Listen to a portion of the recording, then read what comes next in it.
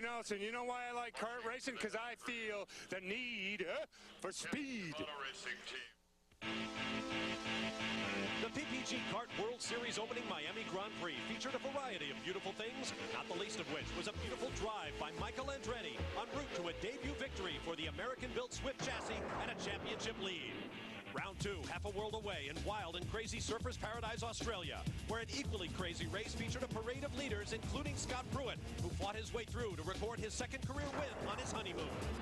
Back across the Pacific for round three, where the bungee cords fly and the streets of Long Beach, California welcome the world's best for the 23rd straight year. None better than Alex Zanardi, who won, then celebrated his victory with a donut. 3 races, 3 different winners.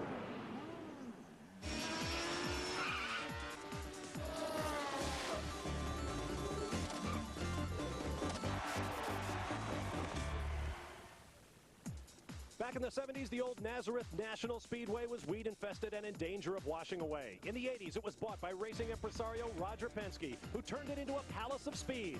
A brand new 30,000-seat grandstand is stone sold out.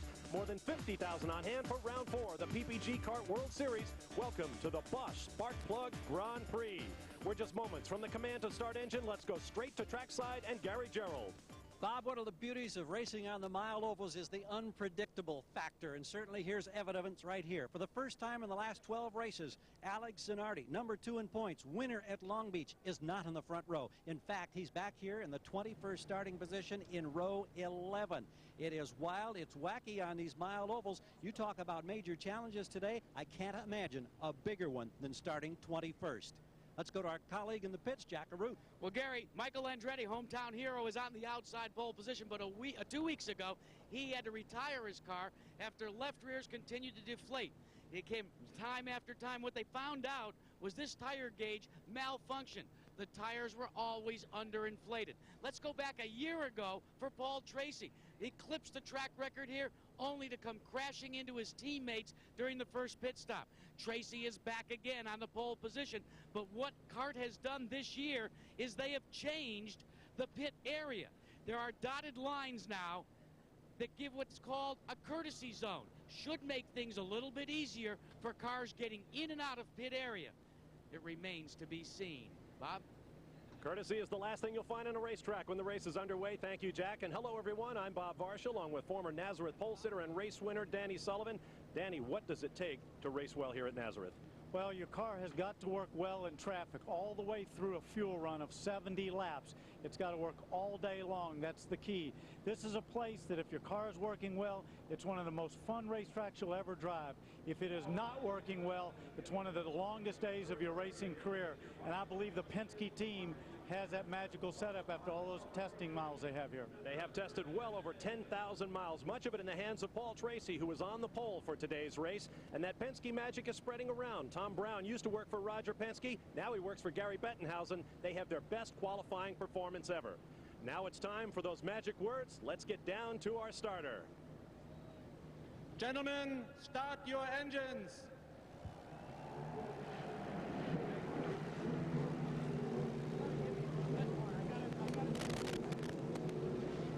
The fires are now lit. Now let's get back to the story of the Bettenhausen team and their rookie driver, Patrick Carpentier, who is on row 2 for this race, Gary Gerold. What a marvelous job he did. The rookie who won the Atlantic Championship starts right behind pole sitter Paul Tracy. Tony Bettenhausen, this is as great a job as any driver you've ever had has done. It equals the record of Stefan Johansson qualifying 3rd in Portland. Your emotions right now as you get ready to turn this rookie loose.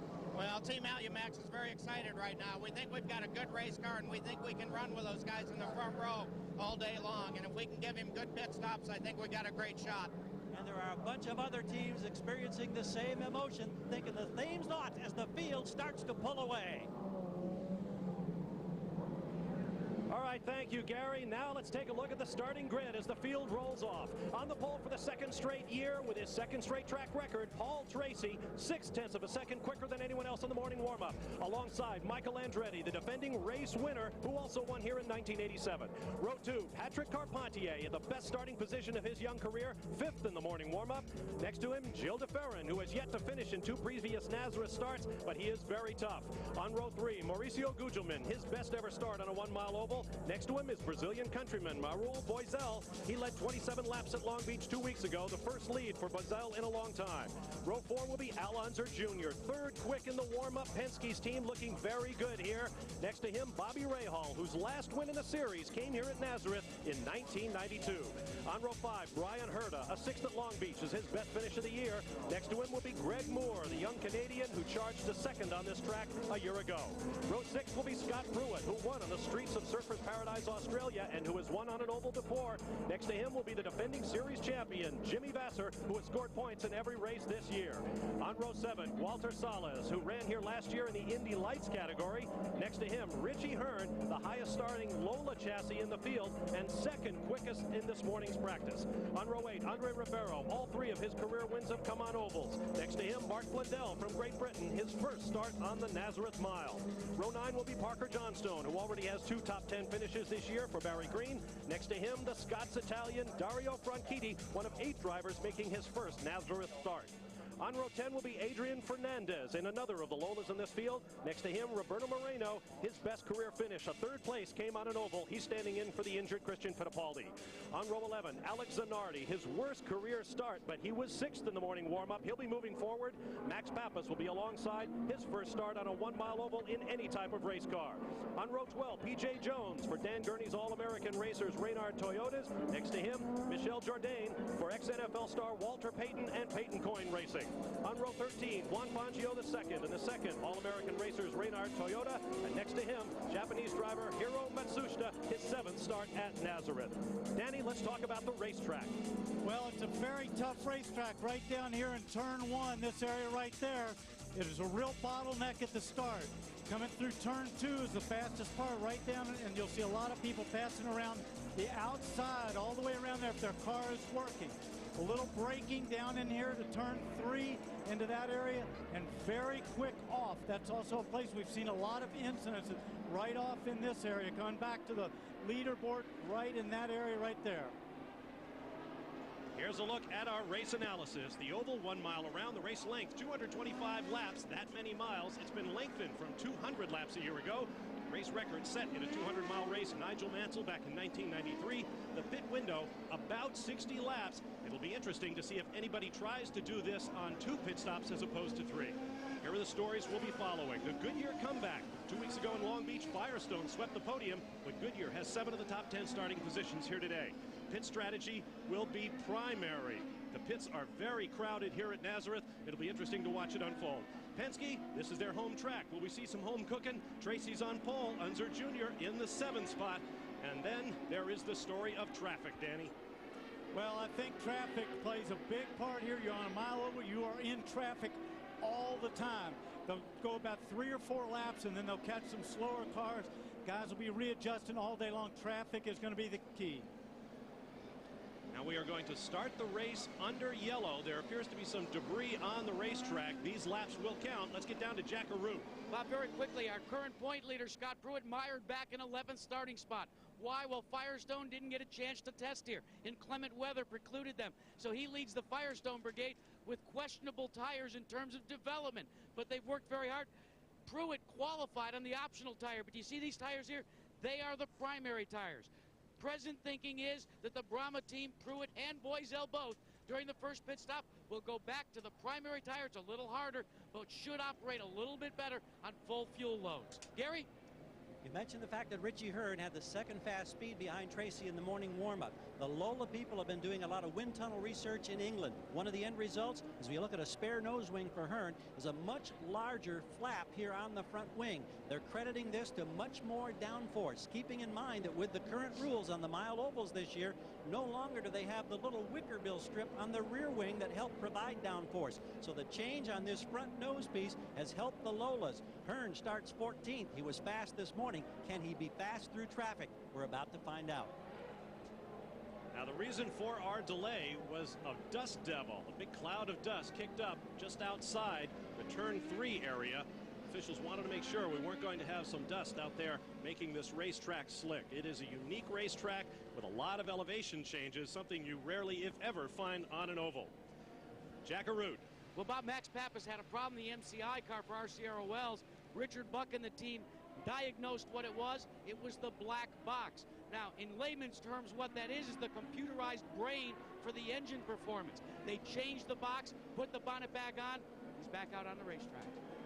Right, thanks, Jack. Now, Danny, we talked about traffic and we've talked about pit strategy. We are starting under yellow. One lap is already complete. Now, in fact, we have 2 laps complete. 1 lap to the green flag, we are told. What does that do to psychology and perhaps to strategy?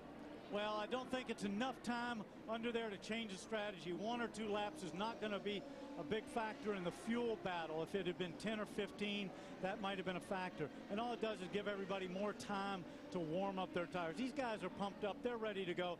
If they go an extra lap, it's not a big factor for them. Now you see the double file forming up. We will go green 2 abreast in just a moment. And that will be the only time, even though this is under yellow, they will start the race 2 abreast, but not after this. It'll be single file from now on. This is the 11th race here at Nazareth. 5th time we've had yellow on the first lap. We have green now. We are underway. Paul Tracy and Michael Andretti slot into turn 1, first and second.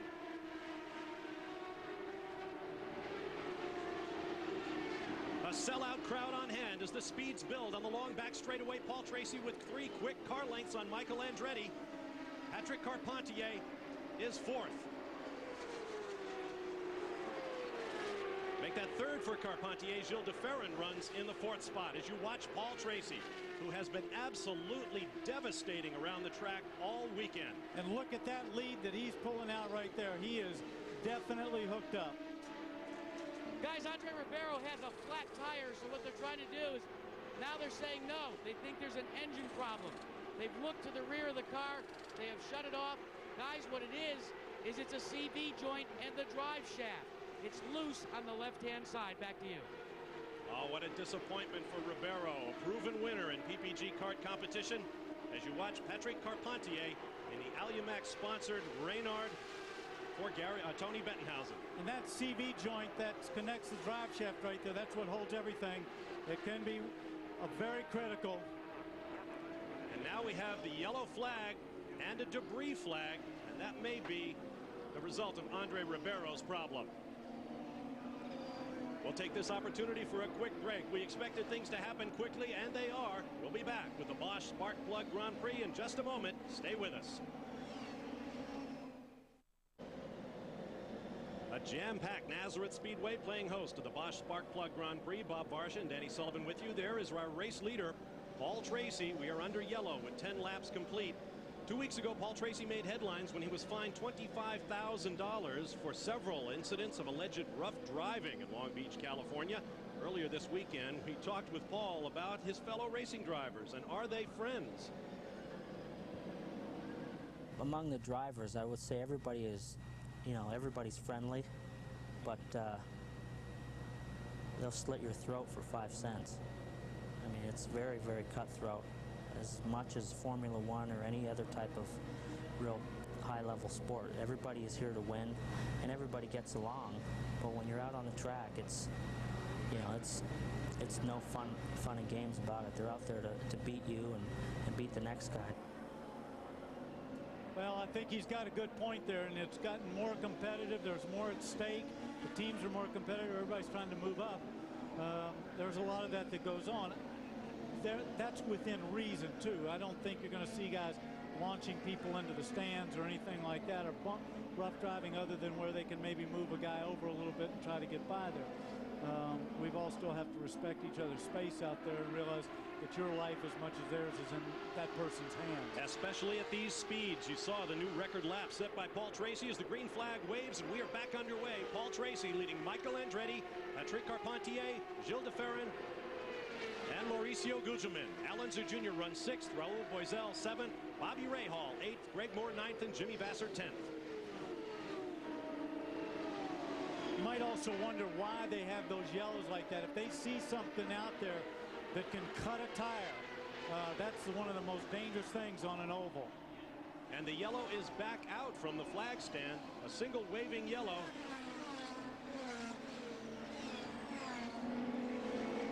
There is Greg Moore. He's got something coming out of the back of his car. Looks like fluids coming out of the back of his car. He was reported to have almost lost control, and fluid might explain it.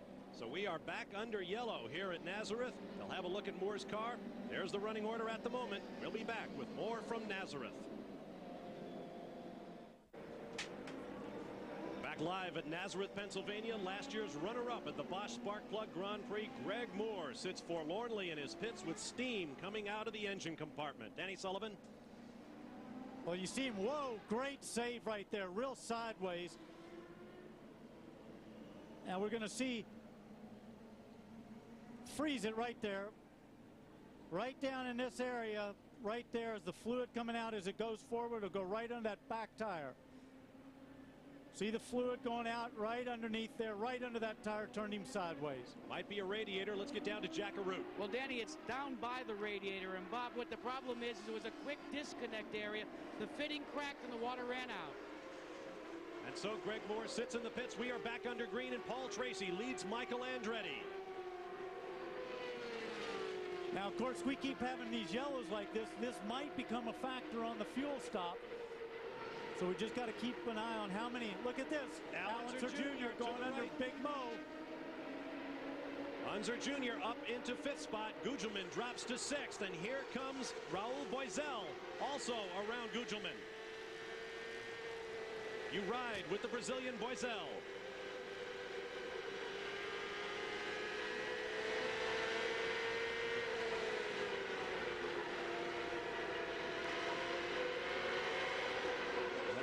Turn 3 down to the flag stand. Boisel has been dogged by horrible racing luck the last few years. His lead at Long Beach 2 weeks ago, the first clear track he's had in front of him in several seasons.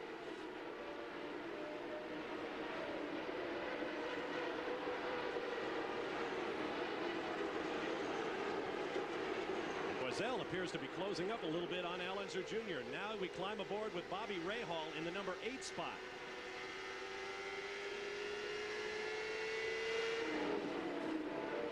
He too has Gugelmin in his sights.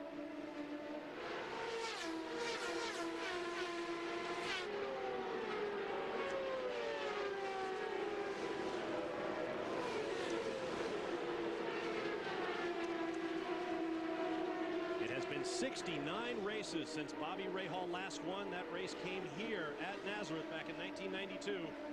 This is his 70th start since his last win. And that win, incidentally, was the 3rd and most recent of his PPG Kart World Series championships. Tremendous G-forces on the drivers, as many as 4 lateral Gs through turn 2 and onto this backstretch. There's Richie Hearn, who had such a disappointing weekend at Long Beach, where he broke on the opening laps in his sponsor's home race. Jackaroo in the pits. Guys, Patrick Carpentier has a problem, and it's a telemetry problem. And Danny Sullivan, what's happened is all the telemetry coming from the car to the pit area has conked out. So he may have the telemetry on board. They don't have it in the pits. That should make for some lengthy pit stops because they can't tell what the car's doing before it gets here. Well, hopefully in those situations, you just race the best you can.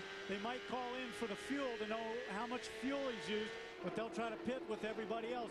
At this point, Jack, they've just got to keep racing, even if they've got a problem. Flashing across the start-finish line. Alonso Jr. in 5th, and you see the gap back to Raul Boisel. Unser Jr. has been revitalized here on Penske Racing's home track at Nazareth. In his 16th season. Can it have been that long? I know I've raced against him for years, and he's awful tough, and he hasn't lost anything.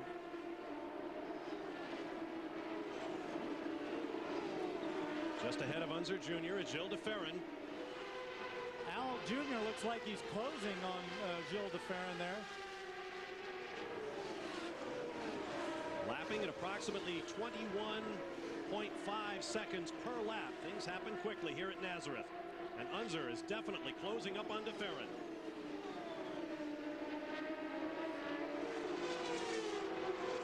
That's Alonso Jr. in that bright red and white car on your screen. Just in front of him in the blue and white is Gilles de Ferran. Traffic will play a factor here, how quick they can get through there.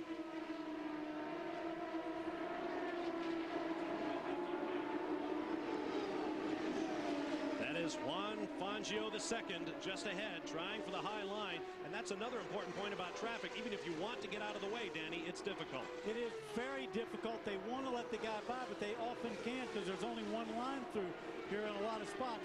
And as we see, that gap right there has helped Gilles de Ferran. He got by. Alonso Jr. couldn't. He has to wait a little bit longer. See how tight it is? There's a slow car all the way down there on the yellow, trying to stay out of your way, but you still have to wait for him.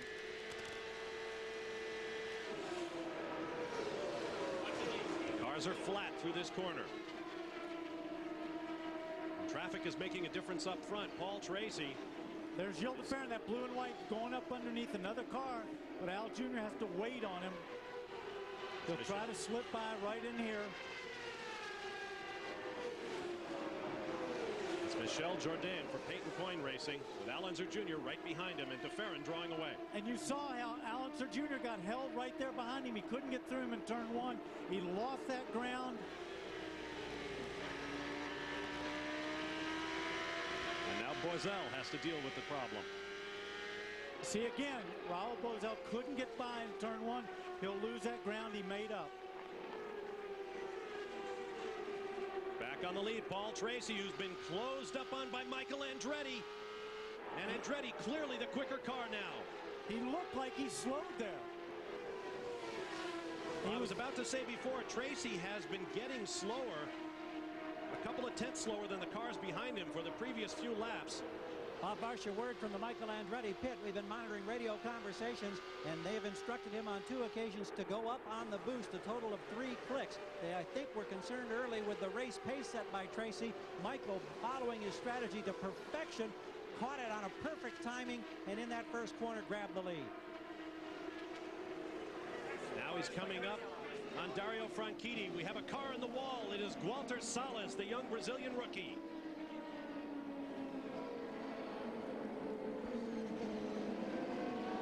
Is down in turn 3. Heavy contact at the right rear. And of course this will come into some fuel strategy here because they're inside one of those windows that it takes that they could make a stop right now. And if Paul Tracy's having a problem with his car, he might elect to stop. This taking place on lap number 37. You see Salas moving in the car.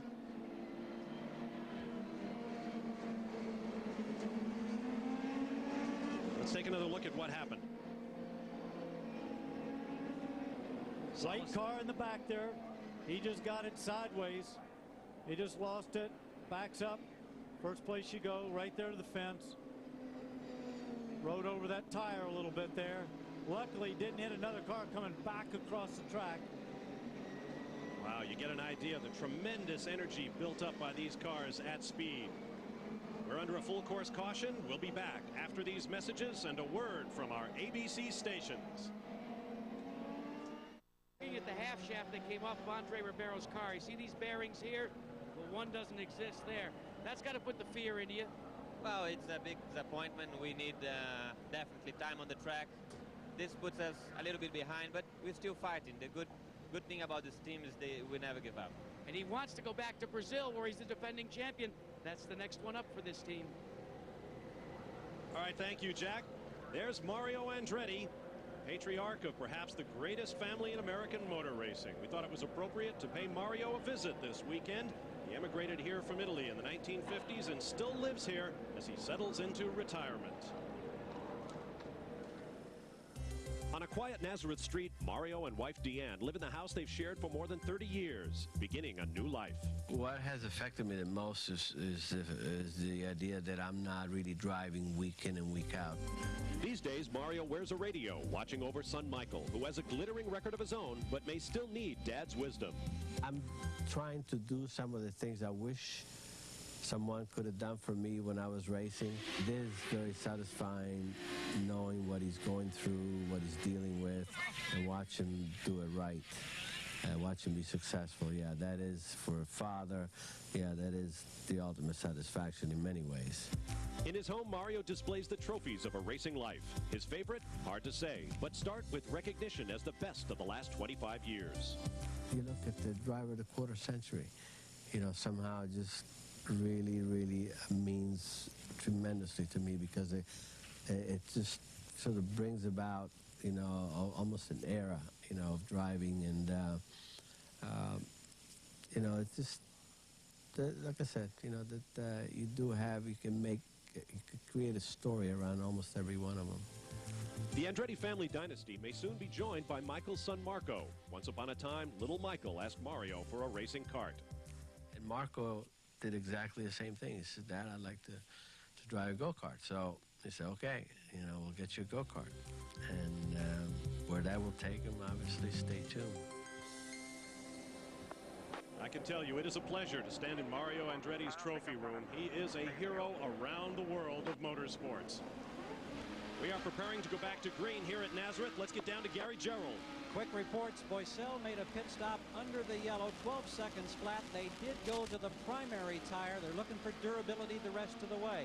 A quick conversation with Gerald Davis, who of course is the head man for Walter Salas. He said that he only radioed that the car was going loose. Then they had the impact. Gary, here's a quick update on Paul Tracy. Never heard this before. The car is too good coming out of the corners. It makes the nose want to stick.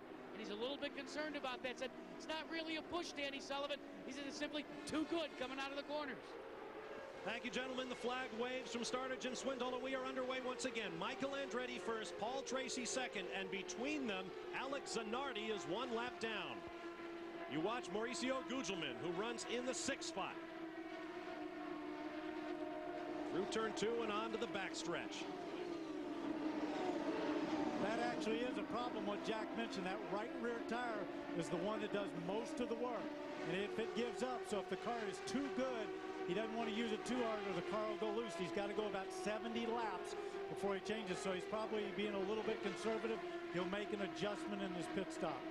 That shows a lot of confidence. We're working lap number 47 of 225 scheduled as you look at Al Unser Jr. in the 5th spot.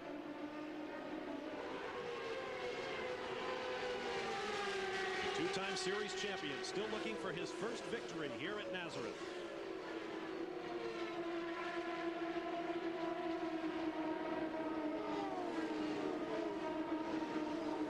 You can almost sense the confidence in the Penske team. They know this racetrack so well, and they know that their car works so well on it.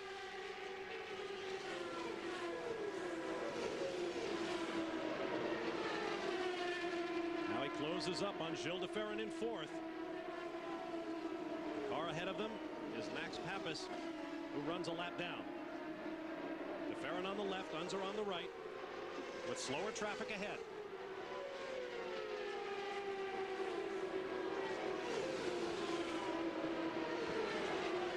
Unser closes in on De Ferran. Gary Gerald. Interesting that during that break, one of the things Michael Andretti was on the radio about, his concern about how Al Unser was doing. So obviously he knows that Tracy is fast. He respects Unser and his capability on this racetrack. He's worried about both of those Penske cars. 20 years ago, we would have been talking about another Andretti-Unser rivalry. Right now, it's Michael Andretti and Al Unser Jr. But right now, Unser Jr. is trying to get around Gilles de Ferran and does it, threading the needle. Boy, did he squeak through there. One thing I'll say about the Penske team, too, is if they don't have a car that's perfect right now, they will keep fiddling with it all day and try to get it right there for the end, because that's when they really want to race for the win. Unser Jr. is 4th and on the charge as you watch Michael Andretti with slower traffic ahead of him and Paul Tracy now right behind him. And Tracy goes high. Andretti low as they go around Greg Moore in the blue and white machine. And Tracy is forced up high. Well, what happens, he got up there so high. Michael's going in the pits. Gary Gerald awaits him in the Newman Haas pit. This caught everybody by surprise here. The team scrambled over the wall. They laid the tires out. The crew member now waves for Michael Andretti as he hits pit road. This is very early. We don't know what the problem may be. He arrives. We'll wait and watch. Reset your fuel. Keep your revs up. Everything appears to be routine. Revs up. Revs up. Off the jack, rolling. We've got him under 12 seconds. He smokes the tires out of here. This taking place on lap number 54.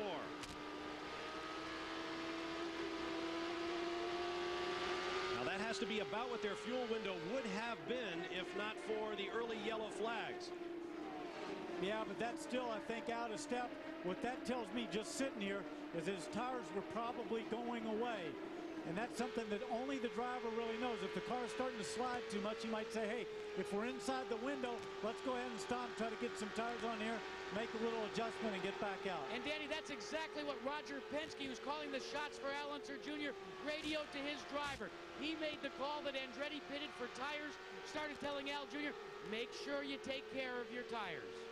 You ride with Roberto Moreno sitting in for the injured Christian Fittipaldi. Moreno shown in 18th spot right now. We talk about those tires. I can't emphasize that enough. If you've got to go 70 laps, if they go off with 20 laps to go and you start losing a second a lap and you're sliding around, think how much ground. 20 laps, that's an entire lap you're going to lose on that person you're trying to race. Bobby Rahal on the left in the blue and white Miller Lite sponsored Reynard running in 6th spot. He's got Richie Hearn behind him in 7th. Hearn started 14th. Remember, he was second quickest this morning in practice. Hearn is flying. Back to the pit lane. And it was immediately Peter Gibbons jumping on the rear tire as it came off. And the tire is down here with a Goodyear engineer, and what they found was a very small cut. It was losing air. It didn't deflate rapidly, as was the case at Long Beach, but he got into a piece of debris somewhere, and that cut costly at this early stage. Michael Andretti now shown in 17th place on the racetrack, just ahead of his teammate Roberto Moreno. Well, don't forget, though, he has fueled and he stopped, so if there's no yellow, that'll readjust itself as they go along. Now, that's good news for him. We have a crash on the backstretch. I believe that might be, is it Michel Jourdain? No, it's Adrian Fernandez. The red and yellow, green colors kind of threw me off there for a moment. You see him backwards up against the wall.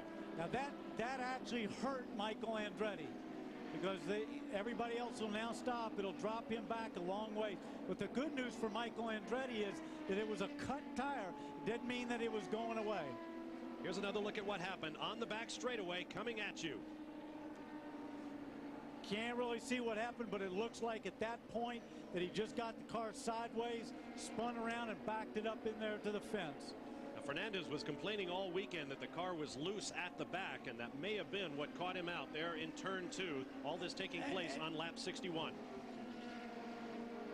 There is Michael Andretti, who pretty much needed this race to go green for a while. This is the 5th full course caution of the day at Nazareth. And the record for the most yellows in the race is 5, set in 1990 and 95. There's Paul Tracy, the race leader. We'll take another look from our Honda Helicam at the accident suffered by Adrian Fernandez. There you see him spinning at the top of your screen. Yeah, he just lost it at the end of turn 2. That's the place you're going to do it. That corner is so fast, and if the car's going loose, it just gets up there. There's a little bump about 3/4 of the way through it. He probably got a little sideways, couldn't control it, and away you go. And on an oval, unfortunately, you usually tend to go to the wall. He had a car behind him, but not one in front of him, as he spun it into the backstretch wall. Paul Tracy remains the leader. Patrick Carpentier runs in 2nd place. That's Parker Johnstone, 2nd in line right now, with Greg Moore another car back. Here's a program note coming your way. One of the greatest events in sports here on ABC. Saturday at 4:30 Eastern Time on ABC's Wide World of Sports, the first jewel in the Visa Triple Crown Challenge, the 123rd running of the Kentucky Derby, live from Churchill Downs in Louisville, Kentucky, Saturday, 4:30 p.m. Eastern Time on ABC's Wide World of Sports. There you see the cleanup continuing on the backstretch. There's Fernandez out of the car with hands on hips and helmet on the wall. His race has been run. Paul Tracy now heads for the pits. Lead lap cars allowed in the pits. Yes, they've just opened the pit. That's why everybody's still out there. They close the pits for everybody, get them bunched up, then they allow the lead cars to come in first. 60-mile-an-hour speed limit. Paul Tracy has had adventures in the pits before, but this is a yellow flag. Not today, guys. Not today, but there's a major wing adjustment. Now, the man that's had the problem is Patrick Carpentier, directly in front of Paul Tracy. He dived into his pit stall. They were not able to complete the service, had to send him back out.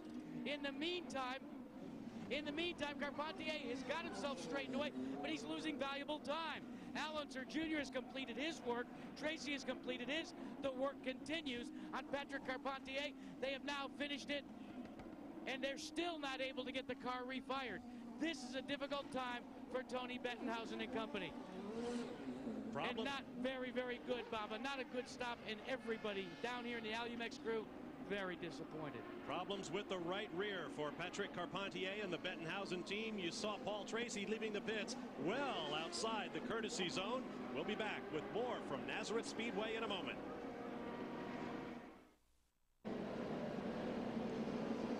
From the Honda Helicam high over Nazareth Speedway, we are preparing to go back to green at the Bosch Sparkplug Grand Prix after the first DNF of the year for Adrian Fernandez.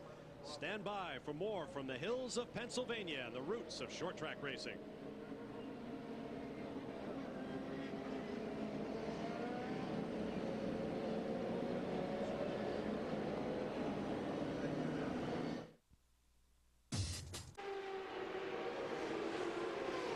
Welcome back to Nazareth Speedway and the Bosch Sparkplug Grand Prix. We have just gone green, and the race leader is Raul Boisel. Second, Dario Franchitti, about to be passed by Paul Tracy. Boisel and Franchitti stayed on the racetrack during the last yellow flag. That put them in first and second. Now Paul Tracy, who was the race leader when we went to our fifth yellow flag of the day, moves up into second place. Don't forget, too, they're both a little lighter on fuel because they stopped around lap 38. So they're a little lighter on the fuel, and it's been a pretty good call so far. There's our green flag race average speed, exclusive of the 5 yellow flag full course cautions we've had thus far, as you watch Paul Tracy, who is back on his horse and flying. That last lap, 20.3 seconds, 0.2 of a second quicker than race leader Boisel. Don't forget, everybody that pitted too, a lot of them made wing adjustments. I saw everybody taking front wing out of their car, which gives them a little bit more understeer. There is Bobby Rahal in blue and white machine trying to hold off Al Unser Jr. The order is Boisel, Tracy, Franchitti, Gugelman, DeFerrin, Rahal and Unser right there. Richie Hearn, Jimmy Vasser, and Brian Herta, the top 10. Scott Pruitt runs 11th. Then Mark Blundell, Patrick Carpentier, who was in great position before an extra long pit stop. Michael Andretti is 14th. Parker Johnstone 15th. See Al Unser Jr. in that red and white car pull out and take a look. See if he could get by Bobby.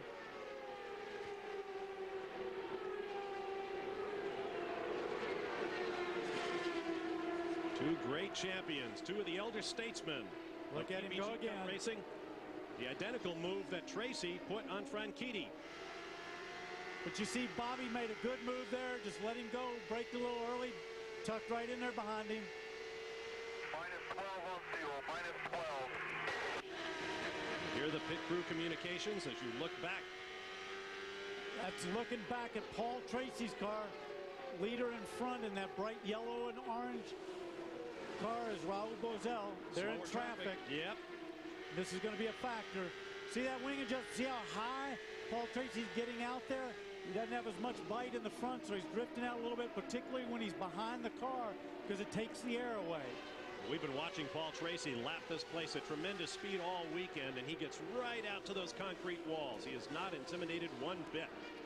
But don't forget, they make those adjustments to go all the way through the 70 laps, because as the fuel load lightens, the car will start handling a little bit different. And the driver has to adjust. Absolutely. Just ahead of race leader Boisel is Greg Moore. There you see the numbers on Boisel. And you see the jump he made during that last caution period to first place. But here comes Tracy. See how he lost a little ground there. He got out a little high as he got close. That disturbed air. He lost a little bit on the front of the car.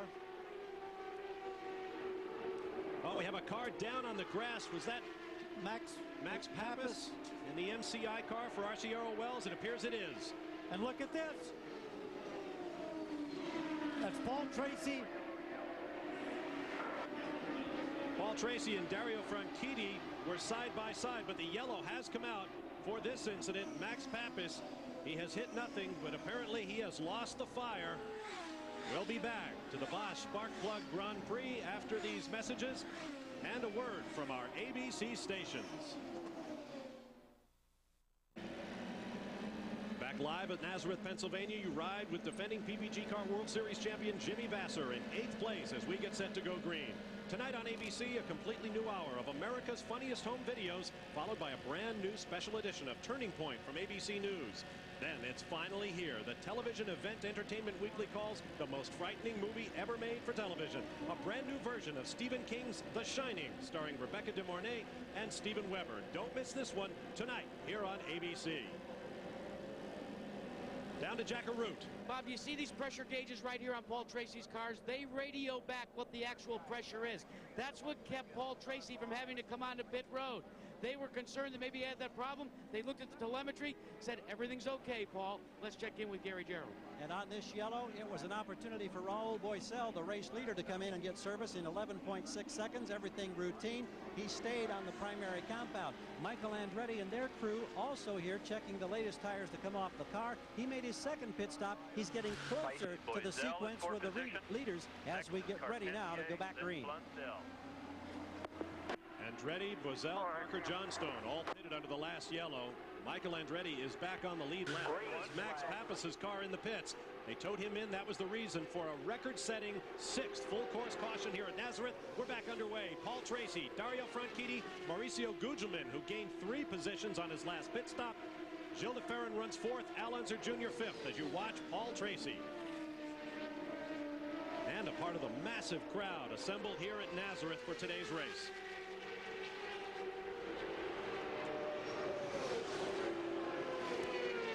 Boy, look at him pull away. He must like that clear air. He's out there in front, nobody disturbing the air to the car. It's balanced the way he wants to, and he's going to push it as hard as he can and get as big a lead. Dario Franchitti, young Scots-Irishman, Italian, I should say. Begging your pardon, Dario. Dario Speedwagon, as he known to his team, driving for Carl Hogan. This is his first taste of short track oval racing.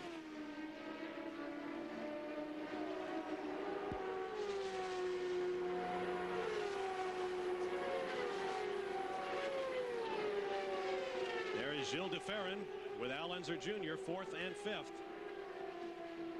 That battle's been raging a while. Al's been trying to get by him for quite a while. Every time he seems to get close, looks like he's going to make a move, something comes up. Well, we talked about this earlier, Danny. De Ferran has been quick at every track we've been to. He's just been plagued by rotten racing luck. He has that. They've been up there. He's been leading races. He was on the pole at Long Beach. He's had a tremendous run, but like you said, bad luck, crashes. I would imagine they really want to come away from here with some points.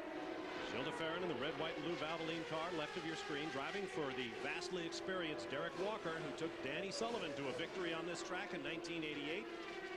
They have 3 Reynard chassis in their garage. Each of them has been crashed at least once this year. Gilles de Ferran and wife Angela celebrating the birth of their latest child, Luke Anthony, born a week ago last Thursday. Mother and child doing fine. In fact, let's get out the baby pictures. There's Angela on the right with little Luke, and proud Papa on the left. Luke Anthony, named for Gilles' dad and Angela's dad. Welcome new member to the family. I understand his big sister might even be ready to accept him now. There is Gilles de Ferran, who ended Alex Zanardi's streak of consecutive pole positions at 6 at Long Beach, California 2 weeks ago. Zanardi right now running in 17th place. I kind of expected to see him move up in this race, but he is not having much luck back there. On that last lap, Al Unser Jr. was a 1/10 of a second quicker than de Ferran. Slow moving, one of the All-American Racers cars. I believe that was P.J. Jones. See, and that just cost Al Unser Jr. just a little bit because he had to lift there. Just that's a very cautious place to go out there in that second lane, get out there where it's dirty. He's closed back up quickly, though. Flash across the start-finish line. That tells me that his car is probably a little bit quicker than de Ferran's if he closed back up that quickly. But it's difficult when you're behind him. You've got to get by, get away in front.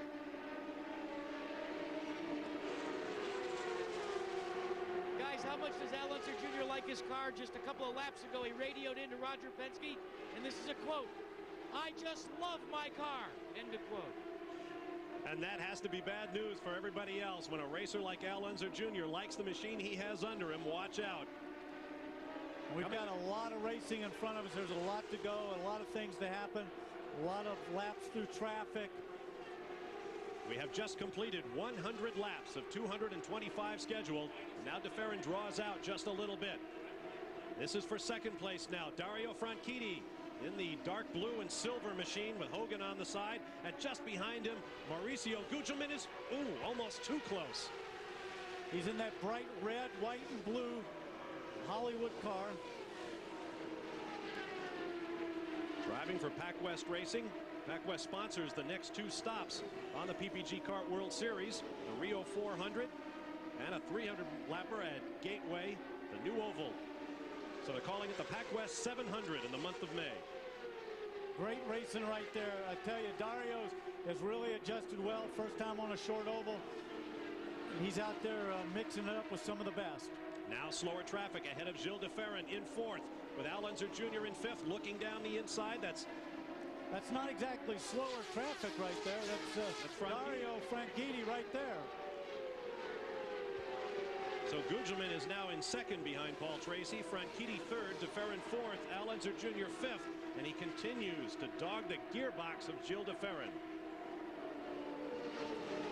Bobby Rahal is sixth, Richie Hearn seventh. He is moving up. Jimmy Vasser is eighth, Brian Herta ninth, Scott Pruitt 10th. 104 laps complete.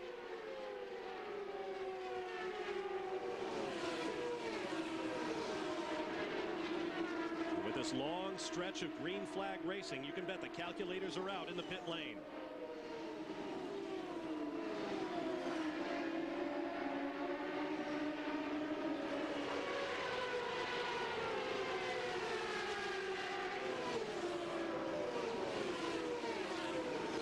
Approaching the halfway mark when we reach 113 laps. 13 laps. We will be an official race. Now Franchitti comes under fire from DeFerrin. This is for third. Al Unser Jr. watching it all. Those three cars right there, all for position. Franchitti in the front. Look at this. Reynard Mercedes, Reynard Honda, Penske Mercedes. Greg Moore going slowly. He's back in the race after that fluid problem in the side pod early on.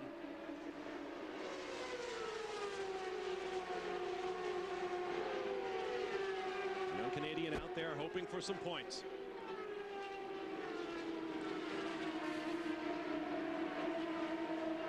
Now Franchitti able to draw away. DeFerrin will have to deal with Moore.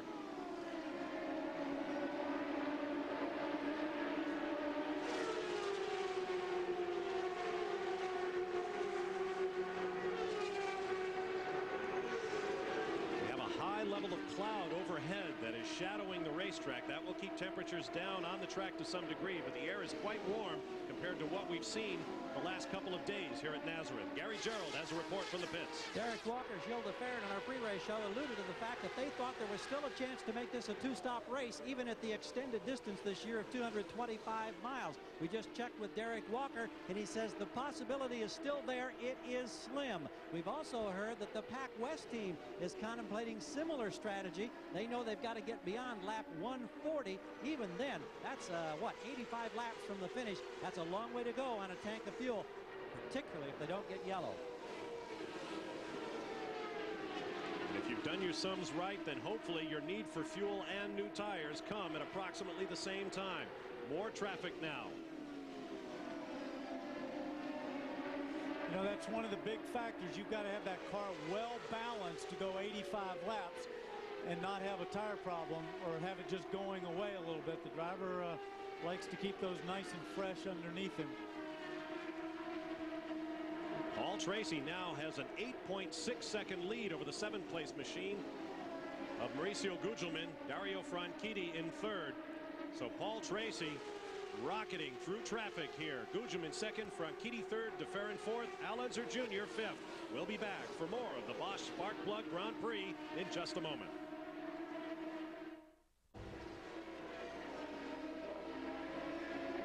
Back live live at Nazareth. You watch the battle for third place. Mauricio Gugelmin next to last on the line. There he is to the right of your screen in red, blue, and white. Just behind him, Al Unser Jr. We've had some green flag pit stops. Dario Franchitti came in, went back out on the track in 16th spot. He's among the fastest cars on the racetrack right now, and he went 76 laps on a load of fuel. But he is several laps down now. But he went down because he made a pit stop under a green. That shows how fast they are lapping. Paul Tracy is the leader, now leading by 12.8 seconds over the new second place man, Gilles de Ferran, who's gotten around Mauricio Gugelmin. Gugelmin is third. Al Unser Jr. is fourth. And this race is now going down at a furious pace. We've had a long stretch of green flag racing after 6 caution flags in the first 75 laps or so. Al Unser Jr. taking a look under Big Mo, thinking, should I take a shot at him here? This is a great race. What this does too, these guys are battling. That lets Paul Tracy be more comfortable through traffic. He's got a big lead. He's shown a lot of poise at this race. He doesn't get frustrated. And he's doing exactly what he needs to do. Down to Gary Gerald. Out of the car, Max Pappas. Have they been able to pinpoint the electronic problem? You know, we were trying really to work hard on what it was, and that we don't know yet. You know, the guys are looking at it. It was sad, you know. I was really enjoying. We were doing a good race, and the pace was good. The car was fine. The MCI car was doing very good. Do you like oval racing on these short tracks? Mad Max loves ovals, and this is my, my bride every day. I would love to eat it every day. Thank you. All right, thank you, Gary and Max. Meanwhile, Al Unser Jr. goes around Mauricio Gugelmin, and he does it with authority. There's Bobby Rahal. He will be next man behind Mauricio Gugelmin. All these are track positions. There is Richie Hearn just behind Rahal. And that red, white, and black car right there, Jason Rahal is in that blue and white.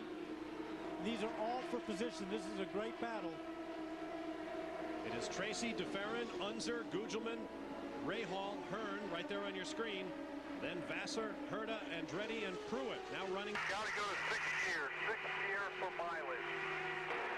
You heard that pit communication. I'm not sure who they were talking to, but you heard him say go to 6th gear for mileage. What that means is they run 2 top gears, a 6th and a 5th. They're only about 300 RPM different, but they'll put it in the lower one if they're racing for somebody to get a shot off the corner. They want fuel mileage. They go in the taller one so that they can run a little bit less RPM and save the fuel. Well, one man on the move right now is Al Unser Jr., who goes around Gilles de Ferran and into second place. Now what we could be seeing right here is as the fuel load lightens, he gets longer into his tires, his car is coming more to life, and the other guy's maybe going a little bit away, and his car's running better. Al Unser Jr. runs 13.4 seconds behind his teammate Paul Tracy. The Penske team that has not won since the next to last race of 1995 is first and second here on their home track at Nazareth. And of course the frustrating part, if you're Paul Tracy, you can have that big lead and he can have 12-13 second lead up here, and if they get a yellow, it's all wiped out. There is Paul Tracy just passing Mark Blundell. Let's see if we can pick up the interval to the second place car of his teammate. And that's how far back Al Unser Jr. is. There he is, second car in line. But don't forget, with this entire lap, it looks so big. That entire lap is 20 seconds. So you're 12 or 13, you're almost 3/4 of a lap. And as we speak, Al Unser Jr. has taken a few ticks off his teammate. The gap now down to 12.1. And that, once again, is traffic as you watch Gilles de Ferran and Mauricio Gugelmin. That's a good point. If you get a clear gap in front of you, you can make a lot of gain if the other guy's stuck behind some traffic. But remember, once he gets by that, you've still got to get by him. So you got to sit here and watch it for a while because that'll seesaw back and forward. And Danny, one of the problems for Mauricio Gugelmin is he's developed a vibration in the rear tire. It's kind of fortuitous, though, that they've scheduled a pit stop for around lap 142. So they've told Big Mo, just live with it. We'll bring you in, whether it's green or yellow, around 142. Now Richie Hearn makes the pass on Bobby Rahal. Put Hearn now up into the 5th spot, dropping Rahal to 6th. And he is quickly going away from Bobby Rahal. He pulled out a big gap right there. So he's obviously got a quick car, which we saw this morning's warm-up where he's second quickest. Now you ride with Jimmy Vassar. That's Rahal just ahead. And Vassar, took a look down the inside and thought better of it. That's a very quick air, and he barely even lifts there. breeze it a little bit here going in turn 2. It's a very fast racetrack. Just behind Vassar is Michael Andretti, now up to 8th spot. And Andretti makes a move on Vassar. Don't forget something we haven't mentioned a lot of. The Goodyear tire at this track seems to be a little bit better. They want the prime. Goodyear, so is Bobby Rahal, but Jimmy's on Firestones. Pit stop coming up. The driver being asked, do you want the primes? Meaning the prime versus the optional tire. That's just a different compound tire. Usually one is softer than the other. Richie Hearn, next position. Gary Gerald on Michael Andretti. I'll tell you what, this Newman Haas team down here is just starting to crank with vitality because they see their man carving his way back through the field. And remember, as they tried to get closer to the sequence of the race leaders, they can go a little longer. If they can go longer, that means they have to take on less fuel.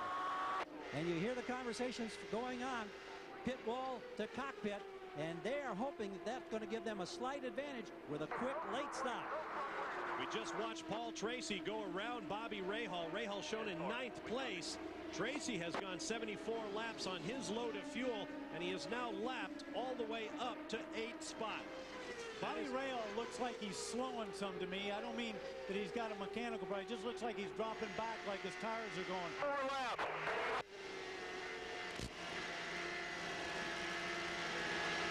On board with Bobby Rahal right there. Sounded like someone was asking how many more laps. Under green flag racing, we may be approaching a round of green flag stops. See, Bobby's slowing down there. He's on the inside of the track right there. And I think what he's doing, he's probably got a little bit of a tire problem. He's saying, how many laps till I've got a pit? Because he's making a decision whether to stay out.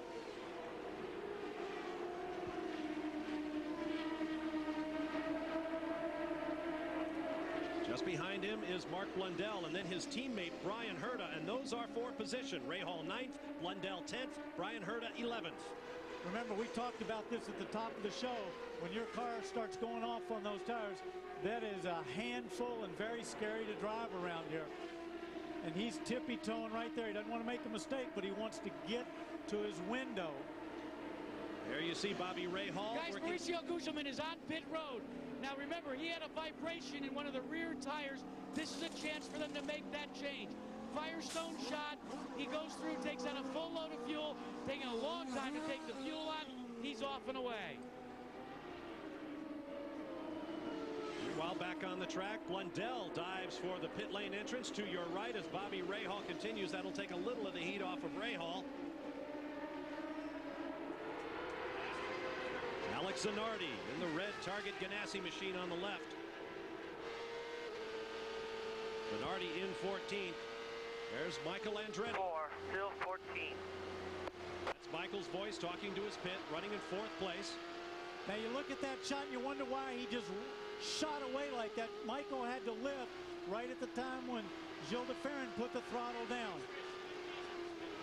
Tire smoke up ahead. Yellow. Off on the front stretch. Parker Johnstone.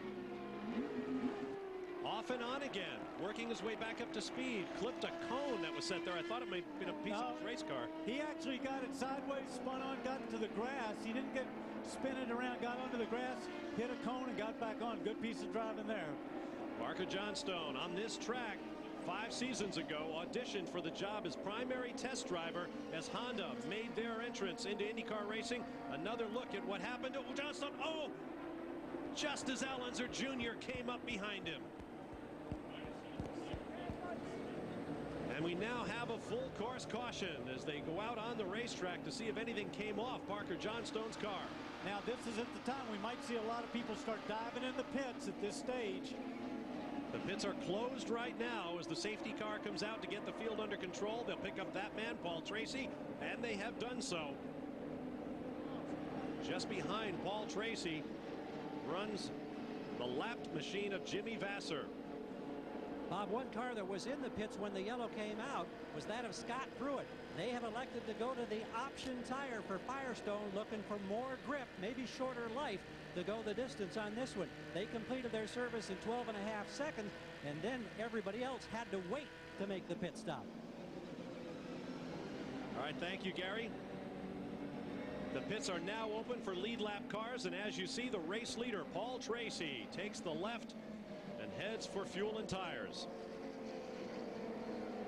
Jimmy Vasser will remain on the racetrack until the pits are opened for the lapped cars.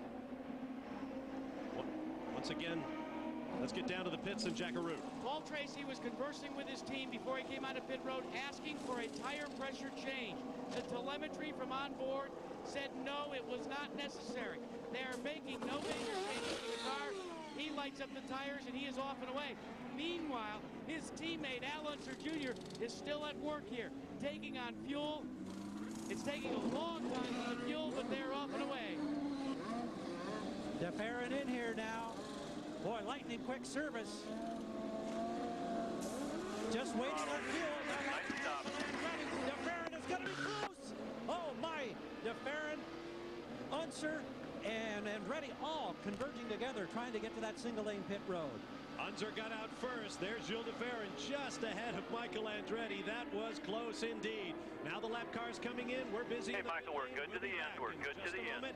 Michael Andretti is good to the end. At the beginning of any new racing season, the chassis manufacturers roll out their latest and greatest equipment. Now, in the case of Lola for 1997, they've put a lot of effort into helping the mechanics. First of all, they've placed all of the electronic equipment over on the left-hand side of the car for two reasons. One, it makes it that much easier to change during a pit stop, and if you have a crash on an oval, hopefully the left side of the car would stay protected and save you $50,000 worth of equipment. Now, if a mechanic sees his car roll in with a blown engine, he knows right away there could be metal particles in the oil system as well as in the radiators. That means you have to take them off separately and flush the whole system out. But new for this year, Lola has moved the radiators back. They have put a recess around the oil tank itself, meaning that both systems can stay connected to the engine and you can roll it off as a unit. If you have an engine waiting with radiators and oil tank, you can then roll a new unit in easily in under an hour.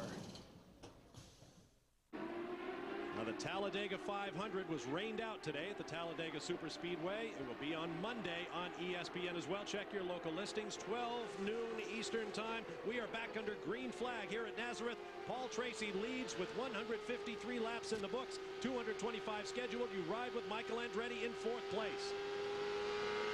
Now, just before we went to the break, you heard his team telling him, we're good to the end, meaning you have all the fuel and tires you'll need to run to the end of the race. He goes around Gilles DeFerrin into 3rd place.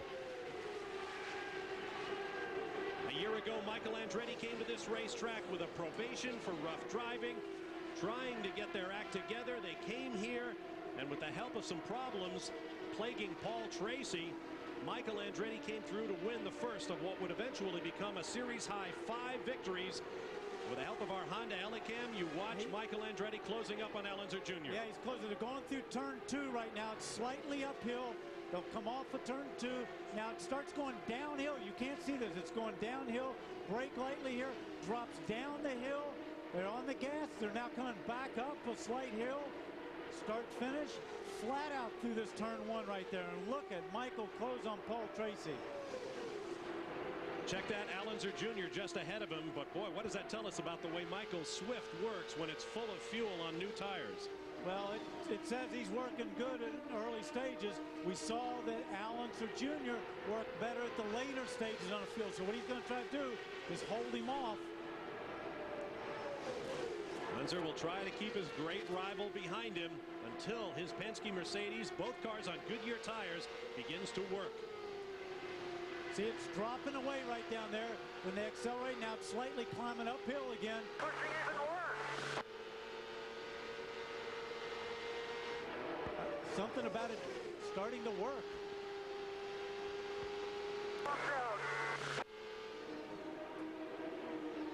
Michael Andretti talking with his crew.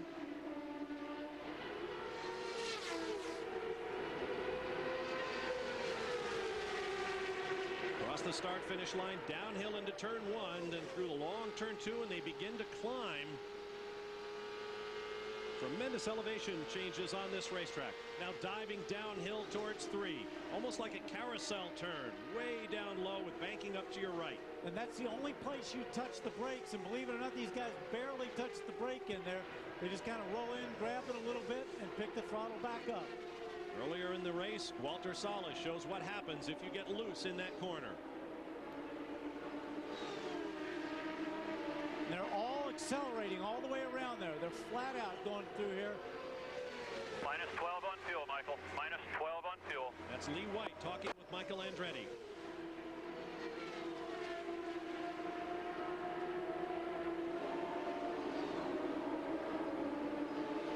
Michael taking a look right there. You're going to have to help me. My left mirror's falling down. Oh, you can see it in it. He said his left mirror has fallen down. Mirror is falling down. I can't see anything out of my left mirror. That means it's dropped down to probably the glass right in there in the center. Coming up on the inside. And that's the critical mirror around an oval because he's running on the right side up against the wall. He can only see if somebody's coming along. Now the crew will have to tell him if another car's there. But these guys are away from everybody, so I don't think it's a concern. You heard him ask, tell me who's coming up on my left side. Straight down at the top of the pod. Nobody coming up right now. Paul Tracy leads this battle by 2.3 seconds. But what we do see out there in front of him is they're starting to get to traffic. You see the cars right in front of him. Now we're going to see who's working well.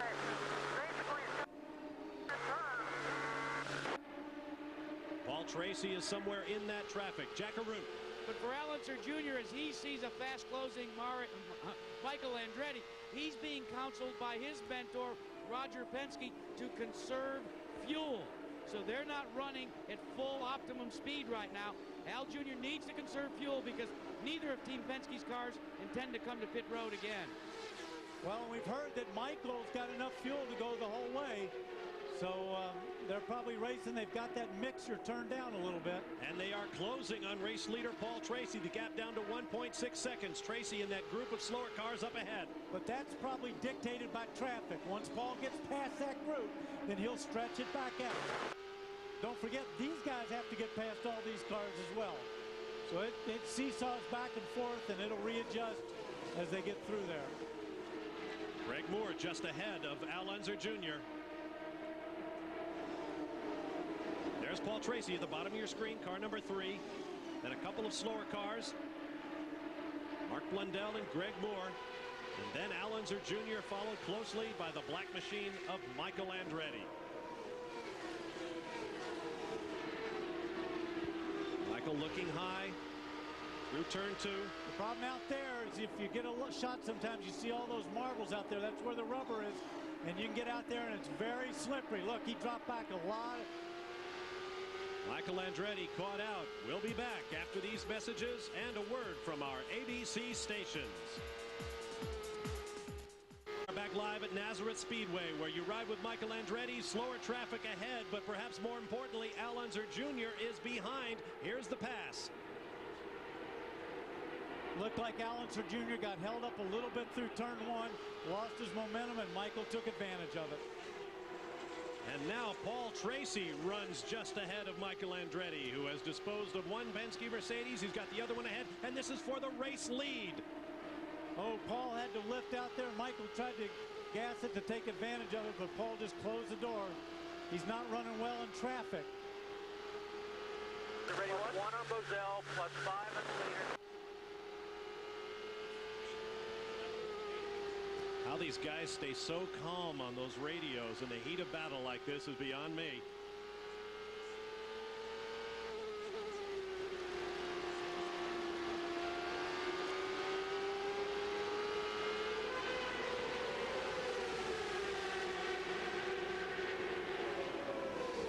There you see how the gap has come down as Michael Andretti bids for his 3rd victory here on his home track at Nazareth. Only Emerson Fittipaldi has won here 3 times.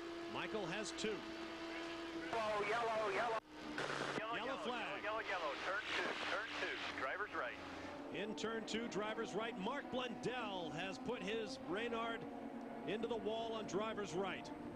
Looks to me like he got up high in that gray and just went up there and he get all those marbles out there. You can see them all over the tire right there, and he just gets up there. Look at his tires, even on the right side. Look at the right side right there. There's all the marbles. Look at that. And when you get on those things, you try to run a little high. It's just like we say, it's like getting on marbles. 8th caution of the day as Mark Blundell, a veteran of Formula One action, continues his rough learning curve on the ovals. We'll be back with more of the Bosch Spark Plug Grand Prix in just a moment. With the Bosch Spark Plug Grand Prix, you ride with defending PPG Kart World Series champion Jimmy Vasser. We are under our 7th full course caution of the day. Vasser running in the 5th spot after starting 12th. His teammate Alex Zanardi, who we talked about at the top of the show, started 21st. He also has advanced 7th places to 15th on the running order. Let's check in on some of our other stories. Goodyear's comeback. After Firestone swept the podium 2 weeks ago in Long Beach, Goodyear took 7 of the top 10 in qualifying. 7 of the top 10 cars on the track right now are on Goodyear rubber. Pit strategy, well, with all the yellow flags, a record 7 thus far. The teams have had plenty of time to think about it. Penske's home advantage. Paul Tracy runs first. Al Unser Jr. in third. So there is some home cooking going on this weekend here at Nazareth, and traffic has simply been the story all day long. Here's a program note. Wednesday night on ABC starts with a brand new Drew Carey show at a special time, 8 p.m. Eastern, 7 Central, followed by a new Grace Under Fire. Then you've heard about it for weeks. TV Guide calls it a triumph, destined to be one of television's most memorable moments. Ellen, the episode, with guests Laura Dern, Demi Moore, Oscar winner Billy Bob Thornton, Oprah Winfrey, and more, all Wednesday night on ABC.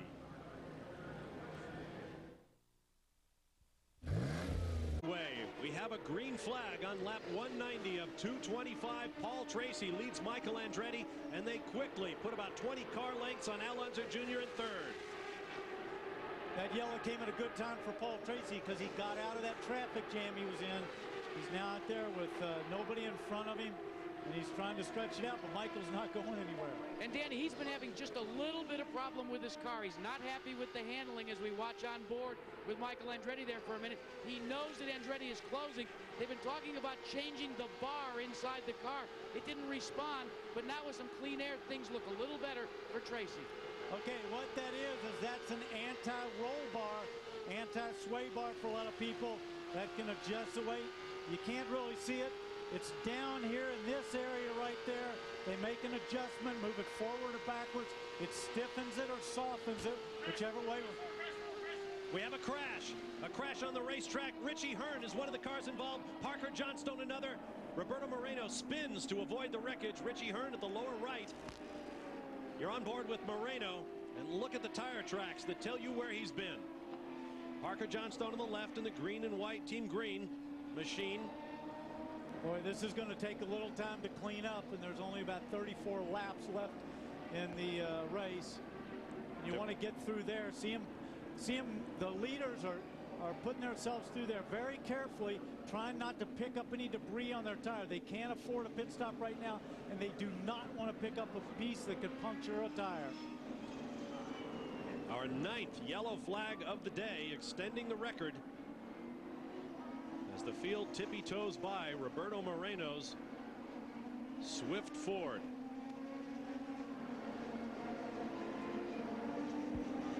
Moreno talks with the crew, asking for a push. It appears his car is undamaged. Let's take a closer look. Oh, Parker's right up along the wall in the green and white car. Rich Aaron's at, whoa, and look at Greg Moore, just got through there, but hit that back wing. And it looks like in the, whoa. See if we can see what happened. Okay, you'll see him. It looks like those two guys must have touched the red and orange car going down here on the lower part of your screen. Danny, let me interrupt you 1 second real quick. Richie Hearn is on his way for a medical checkup. First of all, you all right? Yeah, I'm all right. What happened? Just Boycell, I think, and Parker got together, and I was just an innocent victim. You know, Parker should have let everybody go by a long time ago, because I think he was a lap down, and I don't know, I just got caught out, so. Sometimes that happens, guys. He's on his way to the CART Medical Center for the mandatory checkup. All right, let's take another look. You'll see Boesel and Parker Johnstone come through, spinning. You see those? there's Moselle there. Parker's up here. And Richie Hearns was suffered from that. Let's ride on board with Roberto Moreno. It's happening just ahead of him. He'll spin at the end of it. He sees all the action, jumps on the brakes, loses control, and just spins around. Doesn't really hit anything. Don't think he has any damage. That's why he wanted to push and get going. You want damage? There's some. That's Parker Johnstone's car. He is done for the day. We are in for another yellow flag. We'll be back with more of the Bosch Sparkplug Grand Prix from Nazareth.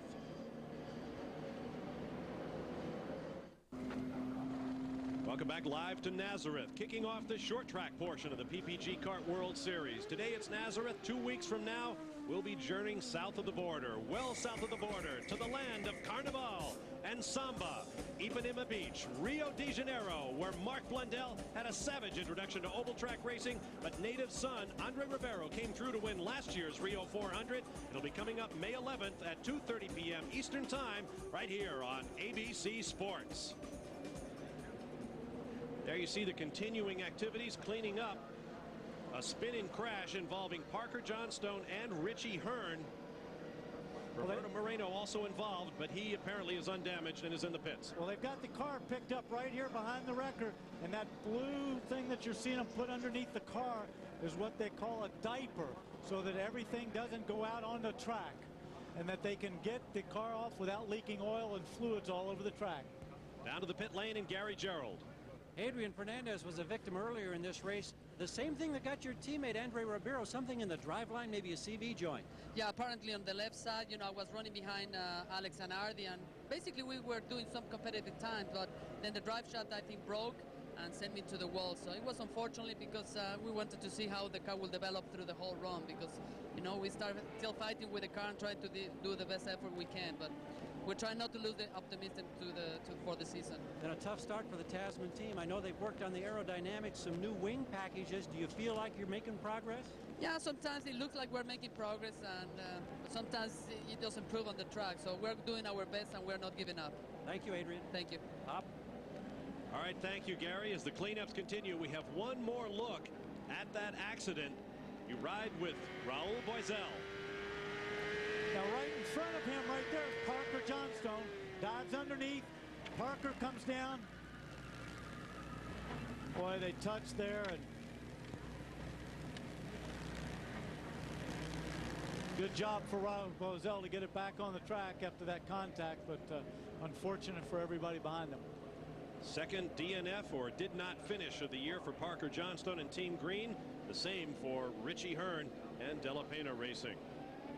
Now, of course, what this does is these laps are being ticked off right under a yellow, and what's going to happen is we're going to have kind of a sprint to the end. There is Paul Tracy behind the safety car, known as one of the most aggressive drivers in the sport. Paul Tracy knows what he is about.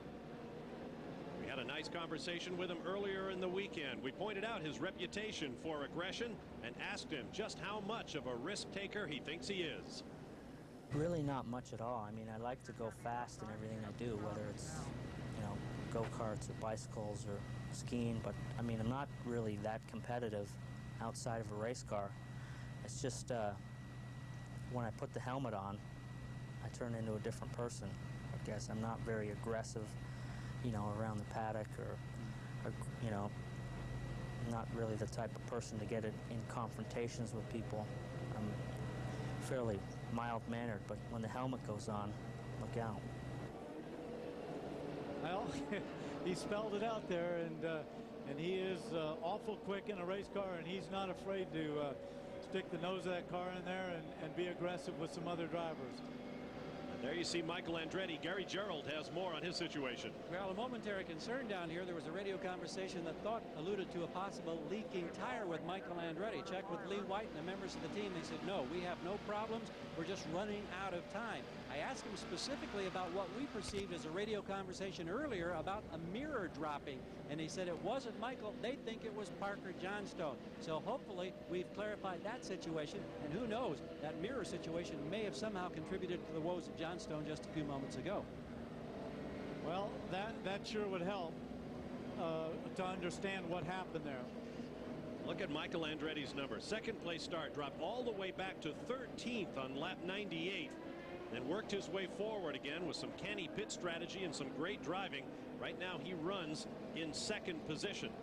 One thing that's going to happen here with this yellow too, if everybody was questionable of how much fuel that they had, they don't have any questions anymore, and they're all going to turn their mixture up and run at 100% all the way to that checkered flag. And it should be a great battle. Consider this: the top 6 runners, Paul Tracy, Michael Andretti, Al Unser Jr., Gilles de Ferran, Jimmy Vasser, and Bobby Rahal, account for 107 race victories in PPG Cup competition. A lot of experience right up front.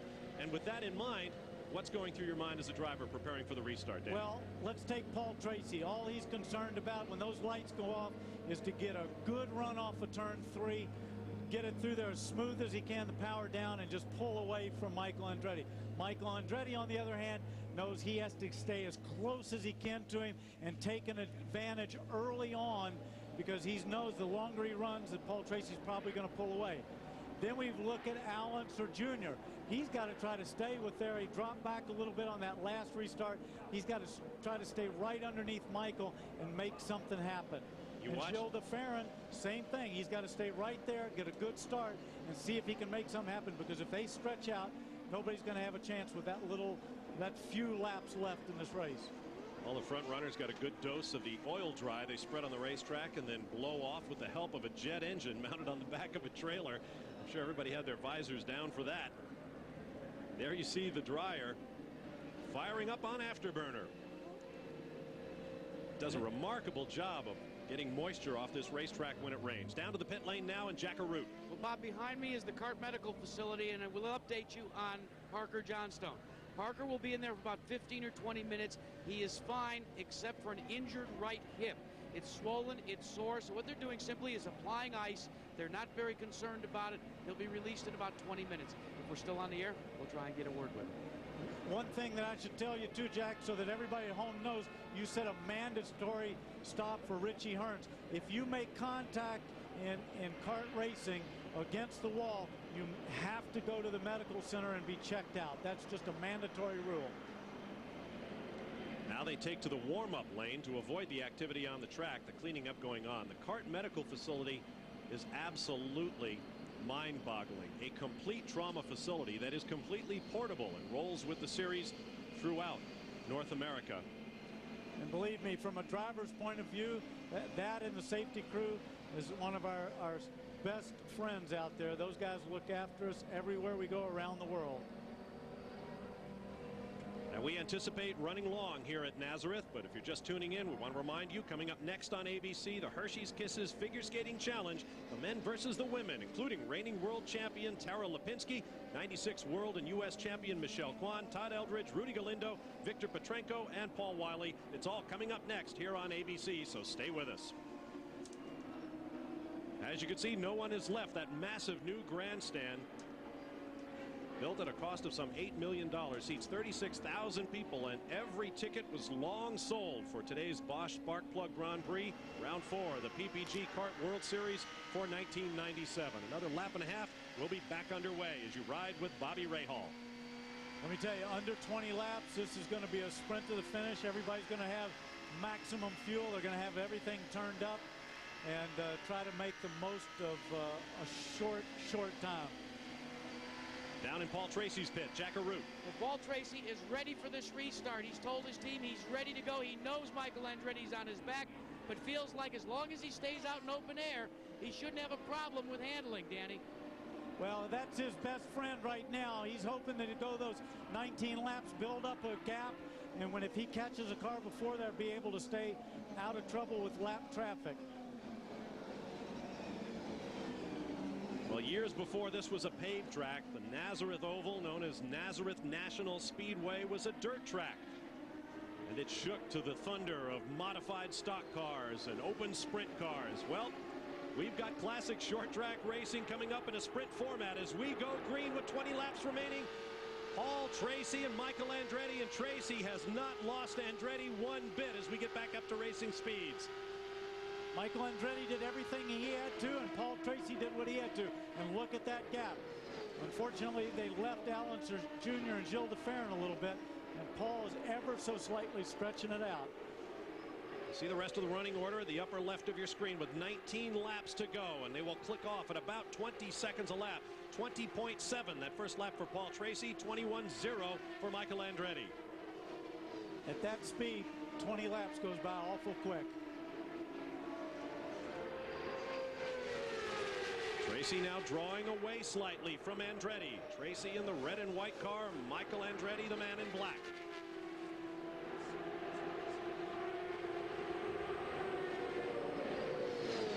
Michael looks like he closed that gap down ever so slightly there. Doesn't it? Looks like he's closed back up. Last lap and fastest lap of the race thus far goes to Michael Andretti, with 16 more still to come, and Paul Tracy ahead of him.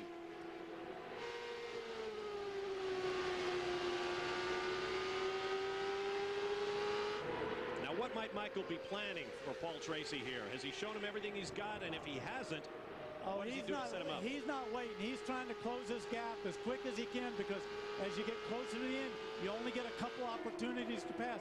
If you got fewer laps, those opportunities are going to evaporate very quickly. He needs to get right behind him, put some pressure on him, particularly coming out of turn 2, where he can try to outbrake him. That's the only place they break slightly, down into 3. Right here, he's trying to close that gap. You see Paul Tracy getting out there wider and wider. Michael seems like he's got a better line, closes up on him through there. What a confrontation. Arguably the fastest man in PPG Cup competition is Paul Tracy. The most successful active driver in the series with 36 career victories is Michael Andretti. Oh, he's close.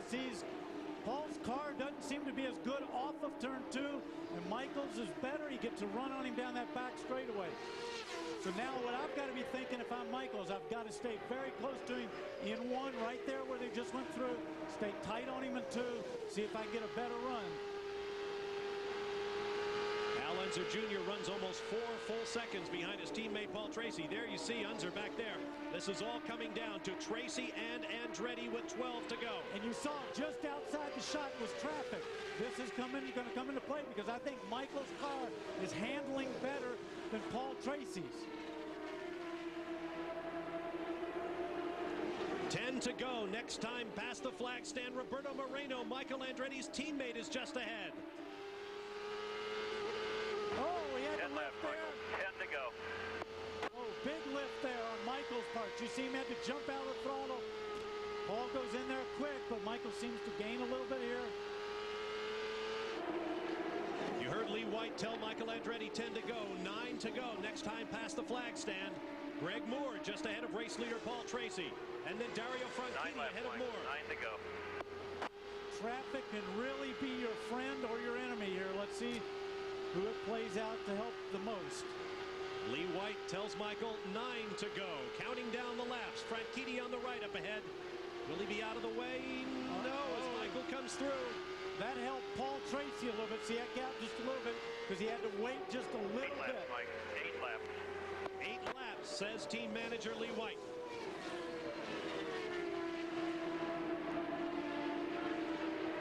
Slowly, Andretti claws his way back to Tracy's gearbox.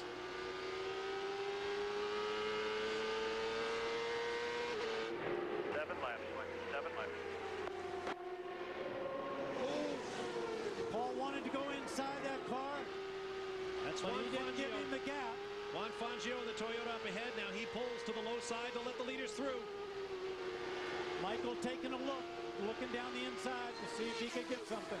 Paul wasn't going to give him an inch there. 6 laps to go now.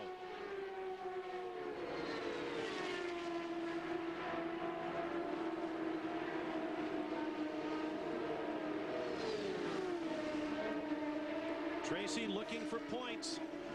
Michael Andretti with a first and a third in the first 2 races at DNF at Long Beach. Oh, he closes up on him there through 1. Had to back off a little bit through turn 2. As we get down fewer and fewer laps, it's going to get tougher and tougher to get back. Fewer opportunities. 4 laps to go. 4 laps, Mike. 4 laps.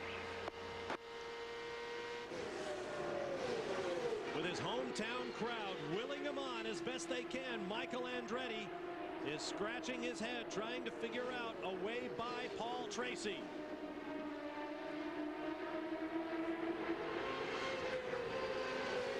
Now 3 to go. Roughly 1 minute of racing at these speeds.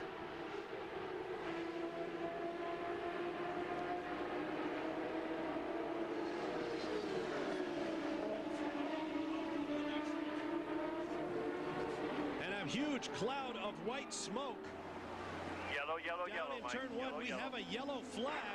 There's Roger Penske on the pit wall, looking in the direction of the smoke. That's the race. That'll be the race. They'll finish under a yellow, and Paul Tracy will win. And there's Lee White in the foreground with Mario Andretti, that is, looking up the racetrack. I think it's just dawning on everybody that after all of that excitement, it appears that this race will end under yellow, down to Jackaroo. I have not seen you smile like that, Roger Penske, since 1995. Well, that was a great run. I tell you, Michael gave us a real run. This is a track that you got to handle all day. Paul did an outstanding job, and of course we needed this one. You know, we came up with no water last year, so maybe finishing 1 and 3 means we're back on the track. But I tell you, the engine ran great. I just got to hand it to all our guys back in England, the designers, and of course Tracy and Hunter. You can't have 2 better pilots. That's right, and I'll tell you what, very important, Gary. And Lee White just passed on the message. This has got to be a heartbreaker, denying you a chance for the last couple of laps. Got to be heartbreaking. Well, for sure, Mike really drove his heart out. The car was great. We really had the car to beat. It's unfortunate we had the flat, but you know, we'll get him next time. Boy, this Swift is something on the ovals, guys. Now let's take a look. You see the safety trucks to the right of your screen as Paul Tracy heads for the flag. There is Juan Fangio. Apparently a massive engine meltdown for Fangio brought out the yellow flag. Checkered flags wave.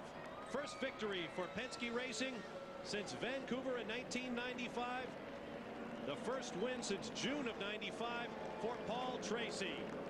Coming up next from Greensboro, North Carolina, the Hershey's Kisses Figure Skating Challenge. We apologize we won't be able to stay around and talk with race winner Paul Tracy. Be sure to join us in 2 weeks for the Rio 400. We'll get back to it again on a short oval. I'm Bob Varsha for Danny Sullivan, Gary Gerald, and Jackaroo. Thanks for being with us. So long from Nazareth Speedway in the hills of eastern Pennsylvania. Congratulations to Paul Tracy, the winner of the Bosch Spark Plug Grand Prix.